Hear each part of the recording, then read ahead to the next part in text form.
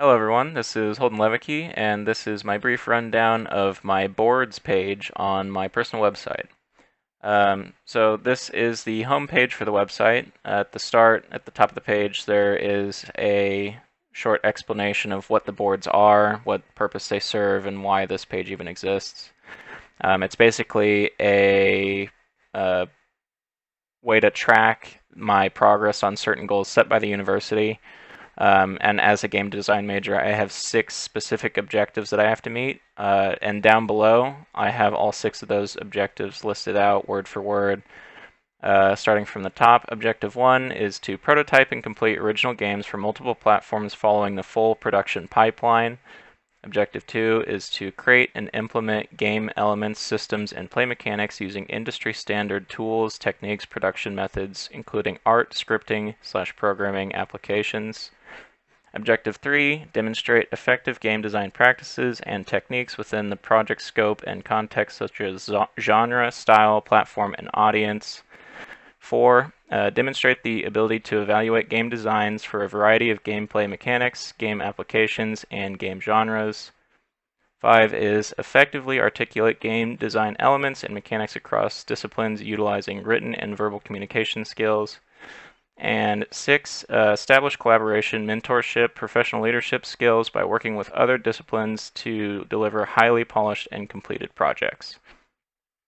And so after each of those objectives are listed off is the listed projects that I chose to show that meet the criteria for each objective. So just go through a couple of examples real quick. So this is my first project for the first objective, and it also, on each subpage for the projects, it at the top lists which objectives that specific project meets. Below that is a rundown of what that project is and like what it means to me. Just below that, if there are any sort of documents that are related to the project, like game design documents, charts, pictures, anything like that, they'll be listed in a file and a button here that you can download separately. Just below that is the actual reason why I explain how the project actually meets the objective, going in order from lowest to highest. So for this project specifically, oh, and by the way, this is a board game that I created. It's split into 2 opposing teams. There's 1 or 2 maze masters who control this labyrinth maze that they set, and the other side are a group of runners who have to try to escape the maze without getting captured by the maze master. So this project allowed me to utilize my skills as a game designer in the physical world, which created a unique duality where all of my tools were laid out before me and easily accessible, but were also much more limited in the capacity for innovative experiences compared to the digital world. Not only that, but it also strengthened my ability to communicate my design concepts through documentation of physical testing. This project, and this is for Objective 6, this project was a duo partnership and originally was my design, so I directed how most of the gameplay was implemented and was also tasked with creating our only physical prototype of the game. Since this project, I have interacted with my partner on several more of our projects, providing each other trusted feedback and design insights. And after each of the objective reasonings are explained, there is a sort of documentation, physical documentation showcased for the project, whichever project page you're on. So if I go back to the boards page here, we'll just go to another random one. Let's do this. Objective 5.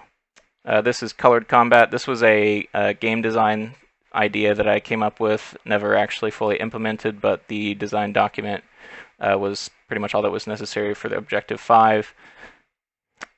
This game design document not only clearly communicates specific gameplay elements via text, documents, but also includes detailed charts, graphs, and example gameplay scenes. Each element in the design document itself is well organized and purposeful. So here is a few of those specific design documents. This is a class color chart for the game. The concept of the game itself was a top-down group action-adventure game where you can choose a specific class, and as you progress through the levels, you can augment your class into various different colors on the color wheel that are assigned to a specific class type, and each class has a set of abilities unique to that specific class. So this is the chart for each class and what color is associated with that class. And then here is one of the example scenes that I created myself. This is just the cleric class playing with 3 of the other classes, I believe the assassin, the bulwark, and the marksman. Here is an example shop scene that I created. On the left, you have the class that you can purchase. Up at the top are the ability augments, or the class modifiers at the top, and the ability augments are on the right. And then here is an example class. This is the Purifier. And here is an example of the Berserker class. So that's pretty much all of the work that was done on the subpages for each game. And I believe that that is everything for my board's website. Thank you for watching.